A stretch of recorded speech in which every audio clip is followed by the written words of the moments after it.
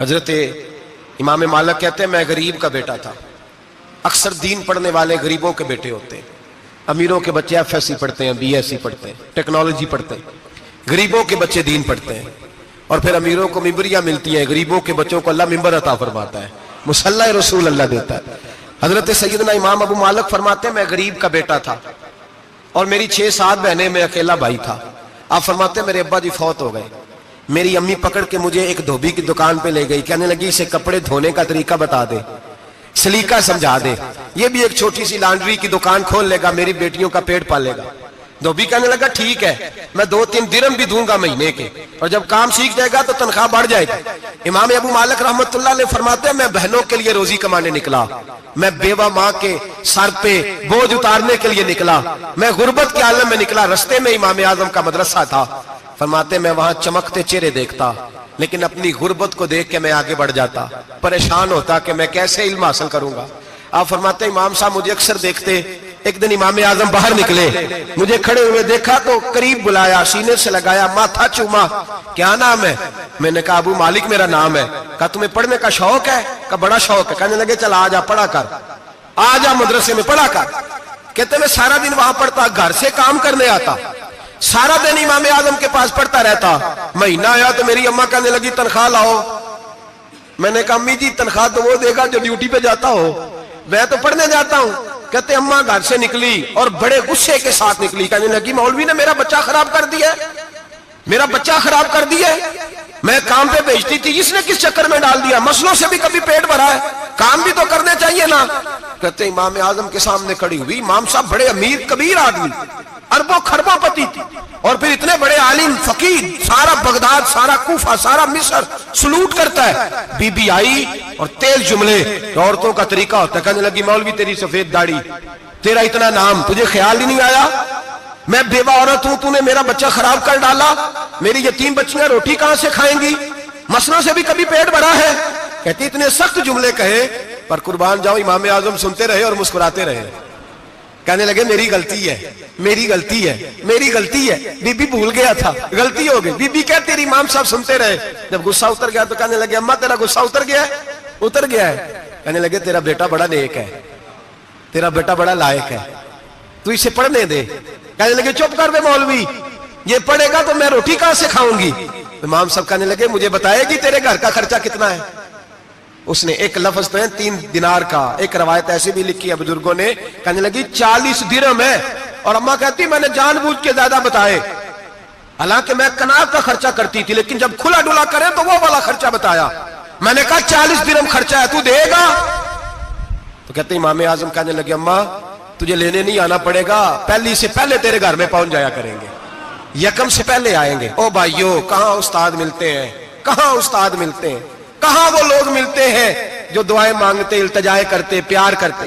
گزر گیا وہ دور, اب تو سوٹ لینے کا دور ہے, مٹھائیاں لینے کا دور ہے, ہاتھ ڈلوانے کا دور آیا ہے. اب کون پوچھتا ہے, اب تو پوچھتے ہیں تو میرے لیے کیا لایا ہے. حضرت سیدنا امام اعظم ابو حنیفہ رحمت اللہ علیہ 1 دن نہیں, 2 دن نہیں, 4 دن نہیں, 5 مہینے نہیں, 20 سال تک, کہنا آسان, بولنا آسان, سننا آسان, 20 سال تک امام ابو مالک کے گھر میں خرچہ دیتے رہے, وہ پڑھتے رہے.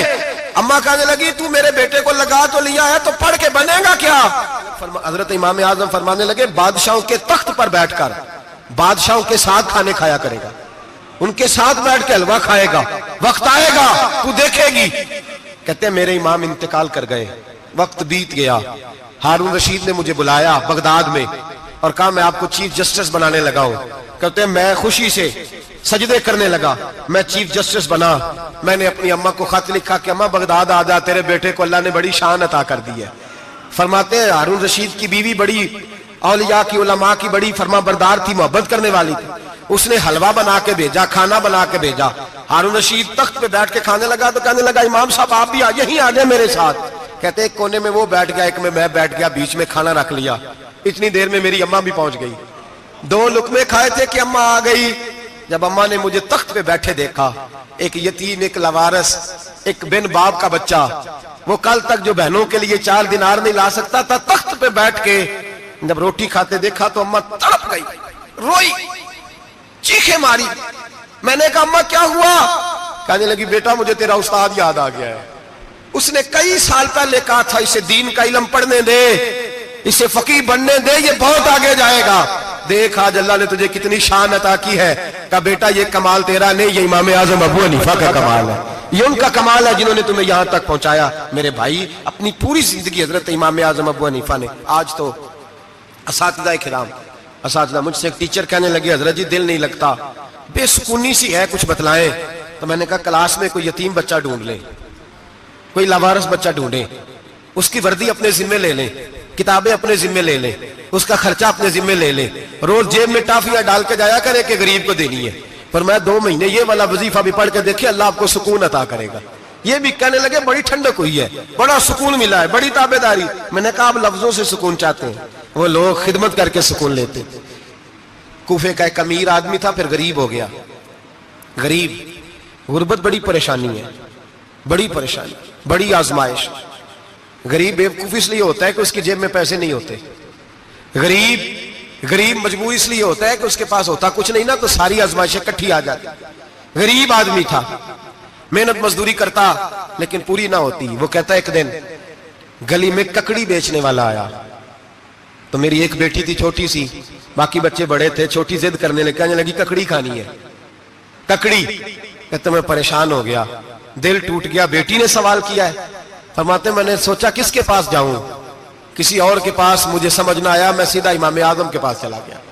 یہ شخص ہے جو مجھے دے گا بھی اور میرا پردہ بھی رکھے گا، مجھے دے گا بھی اور میرا، بولیے، میرا یہ پردہ بھی رکھے گا، یہ رسوا نہیں کرے گا، یہ فوٹو نہیں کھچائے گا، یہ فوٹو کھچا کے پہلے دن فیس بک پہ نہیں لگائے گا کہ میں غریبوں میں تھیلے بانٹ رہا ہوں، یہ اسی وقت اخبار والوں کو نہیں بلائے گا ایک تھیلا اور 6 اخباروں میں تصویریں، یہ اس طرح نہیں خیرات دے گا۔ حضرت امام اعظم کے پاس گیا تو فرماتے رش بہت زیادہ تھا، میں امام صاحب سے بات ہی نہ کر سکا، واپس آ گیا۔ امام صاحب نے بندہ بھیجا، فرمایا پتہ کر یہ بندہ کسی ضرورت کے لیے آیا تھا، رش کی وجہ سے بات نہیں کر پایا۔ کہتے واپس میرے پیچھے بندہ بھیجا، وہ میرے گھر تک آیا، گھر آ کے اس کو حالات کا پتہ چل گیا، واپس گیا۔ کہتے ہیں 3 تھیلیاں اشرفیوں کی بھر کے امام اعظم لائے اور خود آئے اور رات کے اندھیرے میں آئے اور مجھے تھیلیاں دے کے نا تو میرے آگے ہاتھ باندھ دیے۔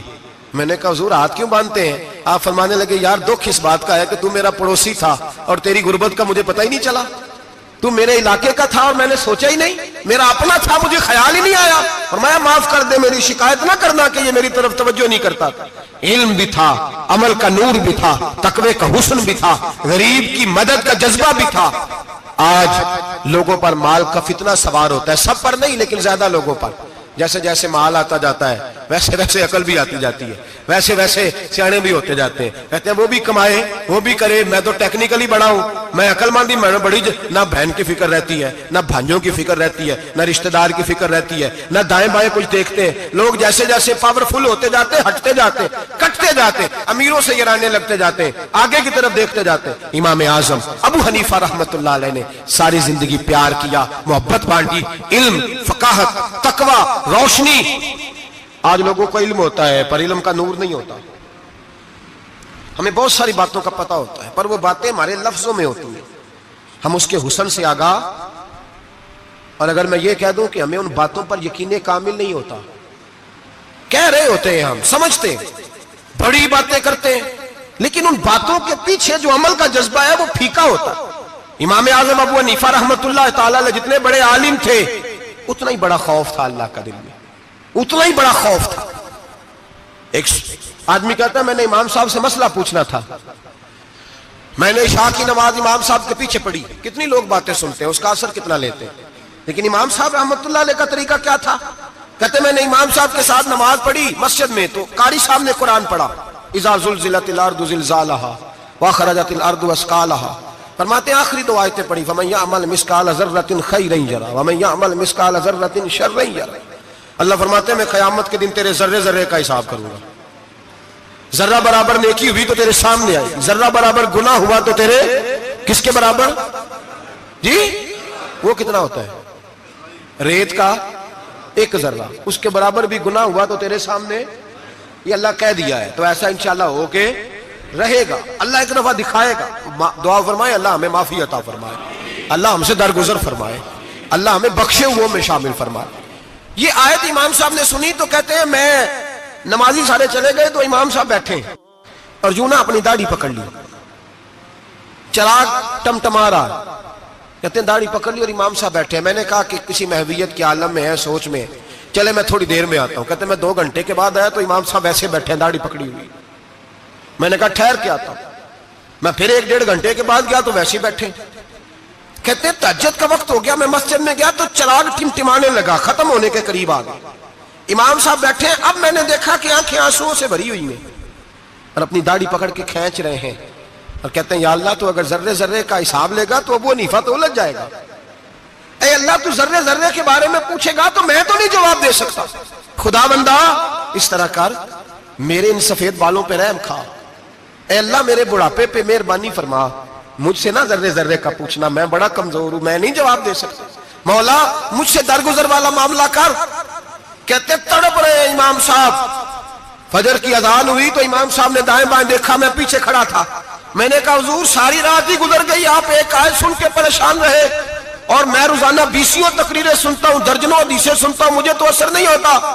آپ فرمانے لگے مجھے تیرے معاملے کا نہیں پتا, لیکن مجھے اگر تو نے دیکھ لیا ہے تو کسی کے ساتھ ذکر نہ کرنا مجھے. اور فرمانے لگے پھر تو نیک آدمی ہوگا, تجھے نہیں خیال آتا, تو میں تو جانتا ہوں من آنم کے من دانم, پتہ سارا ہے سردار نو کی تیانا, میں تو جانتا ہوں نا, مجھے خبر ہے, لہٰذا میں نہیں حساب دے سکتا, تیرا نہیں مجھے پتا.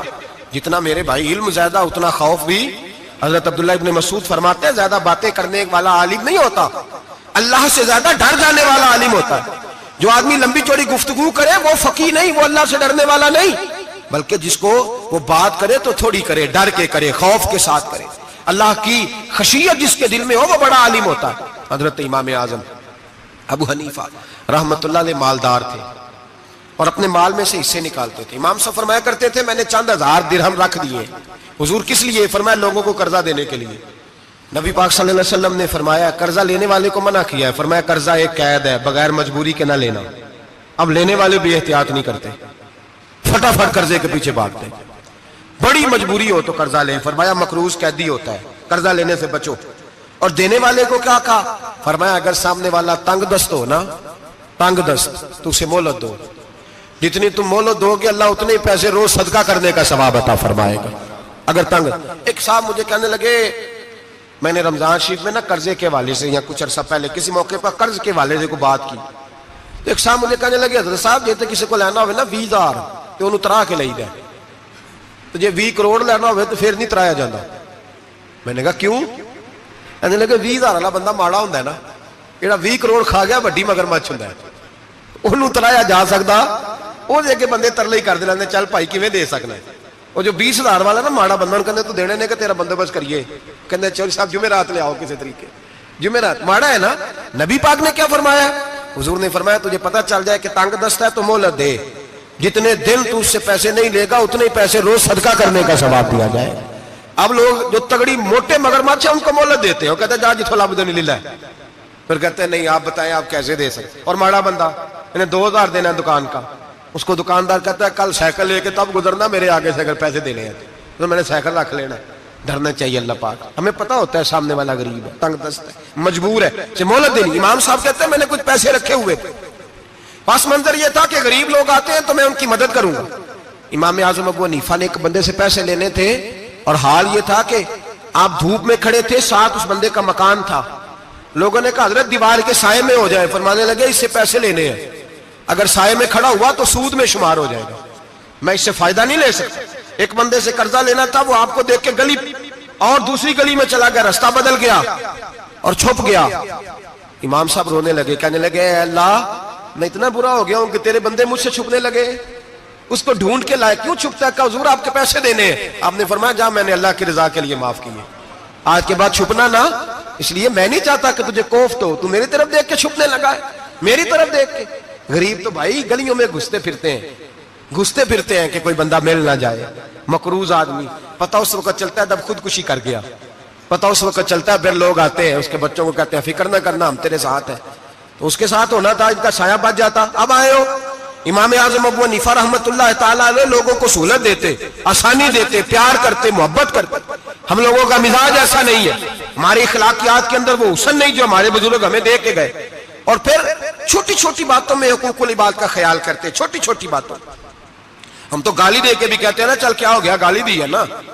میں نے دیکھا ہے سائیکل والے کی ٹکر اگر پجارو والے کے ساتھ ہو جائے تو معافی سائیکل والے نے مانگنی ہے, کیونکہ وہ سائیکل پہ بیٹھا ہے نا, اس کی غلطی یہ ہے کہ وہ سائیکل پہ بیٹھا ہے, معافی سائیکل والے نے مانگنی ہے, پجارو والا نہیں مانگے گا. ہو سکتا ہے سائیکل والا اٹھ کے کہے جناب مجھ سے غلطی ہو گئی, مجھے پتہ ہی نہیں تھا کہ آپ تھے, ورنہ میں آپ کے آگے نہ آتا. سائیکل والا مجبور ہے کیونکہ اس کے پاس پجارو نہیں, اور پجارو والا تو شیشہ نہیں نیچے کرتا, کہتا دھوپ آئے گی, گاڑی بڑی مشکل سے ٹھنڈی کی ہے. نیچے اتر کے ملازم کہتا ہے اس کو پوچھو اگر کوئی 200-400 کا نقصان ہوا ہے تو 500 دے دو. مزاج ہے.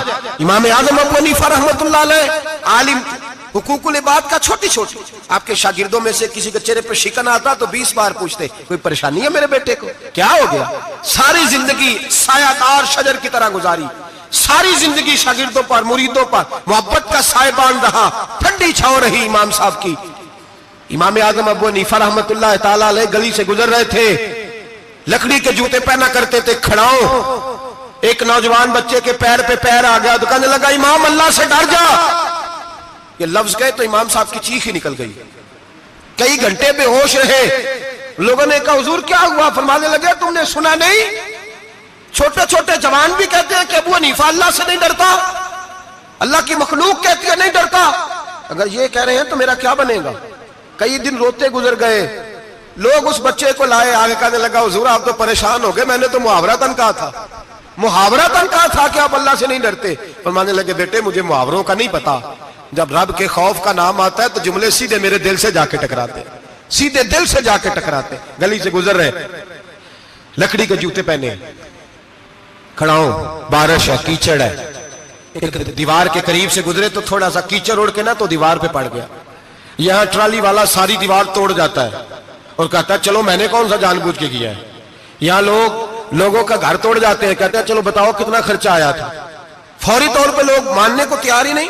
امام صاحب کے پیروں سے, یہ باریکی سمجھے, یہ حقوق العباد کا مسئلہ ہے. جو جاننے والے ہوتے تھے ان کا یہ طرز زندگی تھا. کیچڑ اڑا پیروں سے اور ایک آدمی کی دیوار پہ پڑ گیا. امام صاحب کھڑے ہیں, سوچ رہے کروں تو کیا کروں. شاگرد ساتھ ہے, حضرت جی کیا پریشانی ہے؟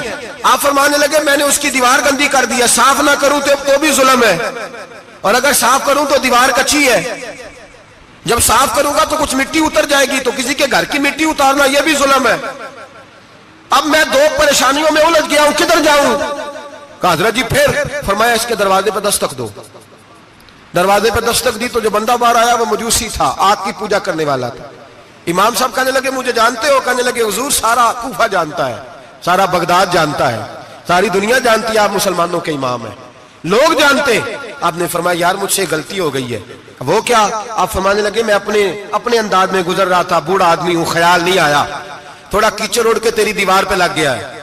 میرے بھائی یہ کوئی فرشتے تھوڑی تھے, یہی زمین پہ بسنے والے لوگ تھے, احتیاط والے لوگ تھے. ہم لوگوں نے پتہ نہیں اپنا مزاج اتنا سخت کیوں بنا لیا ہے. کتنے لوگوں کو لتاڑ کے, کتنی پگڑیاں اچھال کے, کتنے حقوق العباد ضائع کر کے بھی ہم اسی طرح کے مطمئن ہیں. کہاں سے تسلی لاتے ہیں ہم, کہاں سے اپنے آپ کو ٹھنڈک دیتے ہیں, کیسے اپنے آپ کو ہم سکون دے لیتے ہیں کسی کو تکلیف دے کے. کس طرح سکون کی نیند آتی ہے جب کوئی پریشان ہوتا, کیوں ہمارا دل پتھر ہو گیا.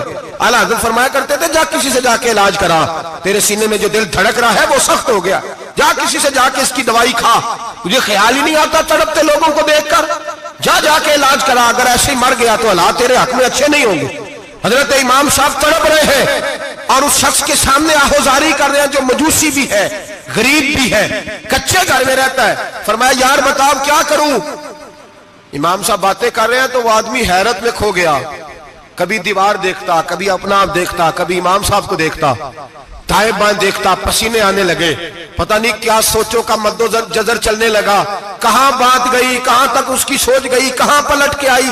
کہنے لگا امام صاحب میں تو چوک میں رہتا ہوں, روزانہ پتہ نہیں کتنی گاڑیاں مٹی برسا جاتی ہیں, کبھی کوئی نہیں آیا, آپ کو کیا ہوا؟ آپ فرمانے لگے مجھے کسی کا نہیں پتا, مجھے تو میں نے جو قرآن حدیث پڑھا ہے مجھے تو ڈر آ رہا ہے, مجھے بتا تو معافی دیتا ہے کہ نہیں, تیری دیوار صاف ہوگی کہ نہیں. کہنے لگا حضور دیوار کو چھوڑے, پہلے کلمہ پڑھائے, میرا دل تو صاف کر دے.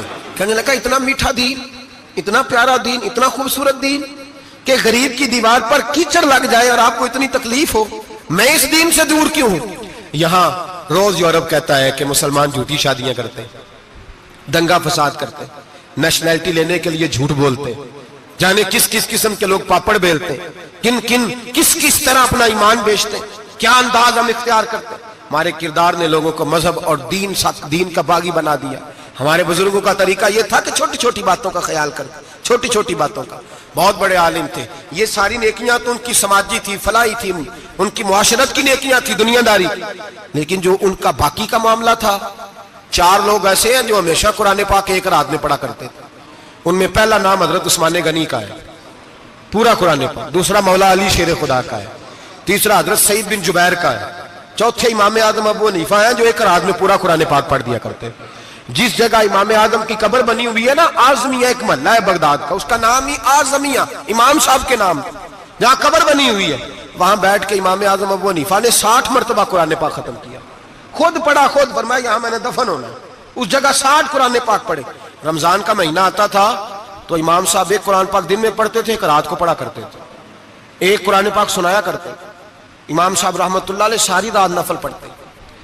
لوگ کہتے ہیں کہ امام صاحب کی رات نماز کے لیے کھڑے ہوتے تو ایک رکعت میں 15 سپارے پڑھتے، تو لوگ کہتے تھے یہ ابو حنیفہ نہیں، یہ تو کسی نے پلر کھڑا کر دیا، یہ تو کوئی ستون ہے، رکوع ہی نہیں کرتا، پورے 15 سپارے۔ یہاں تو ابھی تراویح آئیں گی، لوگ پہلے سے کہنے لگ گئے بڑی گرمیوں کے روزے، بڑی گرمیوں کے روزے، اور آ تو لینے دے بھائی، پہنچ تو لینے دے رمضان شریف کو، اللہ بڑا مہربان ہے، ہر چیز کو بدلنے پہ قادر ہے۔ پہلے سے لوگ تیاری کر رہے ہیں، مسجدیں ڈھونڈیں گے جائے اسی اچھا ہو، قرآن جلدی پڑھا جائے، ڈھونڈ کے۔